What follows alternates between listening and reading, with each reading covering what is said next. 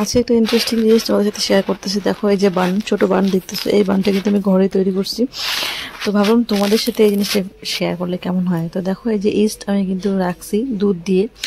হ্যাঁ, আমি এটা পুরো রেসিপিটাই করছি ইউটিউব দেখে। তো ইস্ট আমি রাখার পর এত সুন্দর করে ফুলে গেছে, জানি না এটা সঠিক নাকি ভুল, মানে এটা নষ্ট হওয়া ইস্ট নাকি ভালো ইস্ট আমি সেটাও বুঝতে পারতেছি না, কিন্তু তারপরে আমি রেসিপিটাকে কন্টিনিউ করলাম। দেখো এখানটা কিন্তু আমি ময়দা দিয়ে দিছি, ময়দা দিয়ে কিন্তু করতেছি জিনিসটাকে, মানে আমি ভাবতেছি যে এই জিনিসটা ভালো হবে না খারাপ হবে বুঝতে পারতেছি না। তারপরে সুন্দর করে কিন্তু হাত দিয়ে মাইখে নিতে লাগবে, হাত দিয়ে মাইখে নরম নরম করে মাইখে নিছি। মাইখে নেওয়ার পরে কিন্তু মানে বাটার দিয়ে মাখতে লাগবে আর একবার। তো ইউটিউবে ঠিক যেমন যেমন করেছিল আমি ঠিক ওরকম ওরকমভাবে বানানোর চেষ্টা করছি, জানি না কতটা ঠিক কতটা ভুল। এখানটা অল্প একটু বাটার ছিল, তো এই বাটারটা পুরোটাই আমি দিয়ে দিচ্ছি, দিয়ে কিন্তু এটাকে সুন্দর করে আমি মাখিয়ে নিচ্ছি। বাটার দিয়ে মাখলে নাকি অনেক বেশি নরম হয়। তো এটা রেসিপি আমি ফার্স্ট টাইম বানাইছি। ঢাইকে রাখিয়ে দিলাম, এবার আমি ঢাইকে কিন্তু 1 ঘন্টার জন্য রাখিয়ে দেবো। দেখো ঢাইকে রাখতে কিন্তু এরকম ফুলে ভাবে একদম মানে কত বড় হয়ে গেছে। দেখো এরকম করে পাঞ্চও করতেছিল ওরা, তাই আমি সেমভাবে করলাম। কিন্তু এখনই এর কন্ডিশনটা দেখে আমার একটু অন্যরকম মনে হলো, আমার কেন জানি সন্দেহ হলো যে এই জিনিসটা এরকমভাবে ফুলছে কেন। ওরা যখন বানায় ইউটিউবে যখন দেখছিলাম তখন অন্যরকমই ছিল।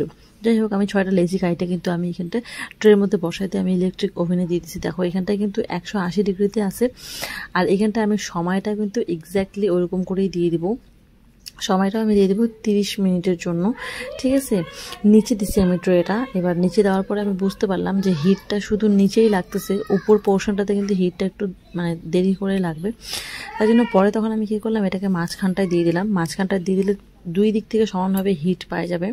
তো দেখো আমি কিন্তু একদম কাছ থেকে দেখাচ্ছি, এটা কালারটা একটুকুও চেঞ্জ হয় নাই, জাস্ট একটু মানে হিটের মধ্যে রাখলে পরে যেমন একটু শক্ত টাইপের হয়ে যায় না, ওরকম হয়েছে। কিন্তু আমি তখনও ভাবতে পারি নাই যে আমি এটা কি করতে যাচ্ছি, কতটা ভুল কতটা ঠিক। ফার্স্ট টাইম ইউটিউব দেখে এরকম রেসিপি আমি বানাচ্ছি। কিন্তু পরে আমি দেখলাম, লক্ষ্য করলাম যে হচ্ছে এই যে বানগুলো আছে, এই বানগুলো কিন্তু আমার মনে হয় ভালোভাবে মাখা হয় না। দেখতে পাচ্ছ ছোট্ট একটু ক্র্যাকের মতো হয়ে গেছে, একটু ফাইটে গেছে। এটা ফাইটে কেন গেল, তোমরা যদি কেউ জানিয়ে থাকো তাহলে পরে আমাকে কমেন্ট করে জানাবো তো এটা ফাইটে কেন গেল।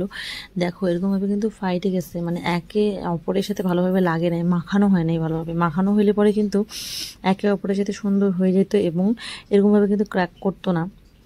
তো তারপরে কিন্তু আমি আমার চেষ্টা চালাই গেছি। তারপর আমি কিন্তু অপেক্ষা করছি 30 মিনিট পর্যন্ত একদম। হ্যাঁ দেখো কেবল প্রায় এখানটায় 5 মিনিটের মতো সময় হয়েছে। হ্যাঁ, তো আমি মানে প্রথমে আমার কিন্তু মনটা অনেক বেশি ভেঙে গেল। আমি বুঝতে পারলাম যে হচ্ছে এটা বোধহয় আমার রেসিপিটা বোধহয় আজকে সাকসেসফুল হইল না। এই সমস্ত জিনিস কিন্তু বানানোর কোনো অভিজ্ঞতা আমার নাই, ঠিক আছে। এমনি যে রান্নার পোলাও বলো, মাংস বলো, বিরিয়ানি বলো, এগুলো হাবিজাবি এই সমস্ত জিনিস আমার রান্নার এক্সপিরিয়েন্স ভালো হয়েছে, আমি এগুলো করছি। এবং এই জিনিসটাতে আমার কোনো রকম এক্সপিরিয়েন্স নেই, কোনো রকম কিছু অভিজ্ঞতা ছাড়াই আমি আজকে বসাই দিছি। এবার কী করে মাখতে লাগে, কী করে কী করতে লাগে এটাও আমি কিন্তু ভালোভাবে জানি না। টাইম কিন্তু প্রায় শেষের দিকে, প্রায় 2 মিনিটের মতো আছে। তো এই 2 মিনিট সময়ের মধ্যে কী আর হবে, একটু লালই হবে, তাই না।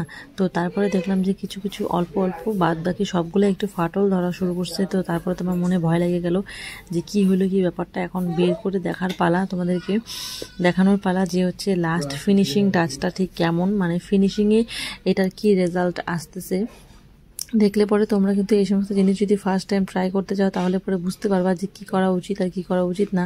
এই বিষয়ে আমার কোনো অভিজ্ঞতা নাই। তো আমি ভাবলাম যে এই জিনিসটাকে আমি ট্রাই করি যদি কয়েকবার, তাহলে পরে আমার অভিজ্ঞতা যখন হয়ে যাবে তখন এটা কিন্তু আমার কাছে পারফেক্ট হবে। প্রথম তো আমি ভাত রান্না করতে পারতাম না, তাই না। তারপরে তো আমি শিখলাম। তো শেখার কোনো শেষ নাই, কোনো বয়স নাই। যেহেতু আমার কাছে এখন ওটি যেটা আছে, আমি এরকম রেসিপি তো অনেক বানাবো, তাই জন্য ভাবলাম যে আজকে একটু ট্রাই করাই যাক, ঠিক আছে।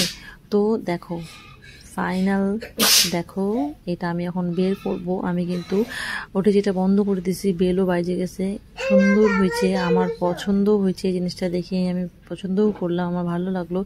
কিন্তু তারপরে এটাকে আমি আবার বাটার মাখায় সুতি কাপড় দিয়ে ঢাকে রাখলাম, ওখানটা যেরকম বলছিল, একটু দুধ মাখায়। দেখো শক্ত হয়ে গেছে, ঠিক আছে। এটা কিন্তু ফেল করছে আমার রেসিপিটা, মানে আমি নিজেও অবাক হয়ে গেছি যে এরকমভাবে ফেল কী করে করলো।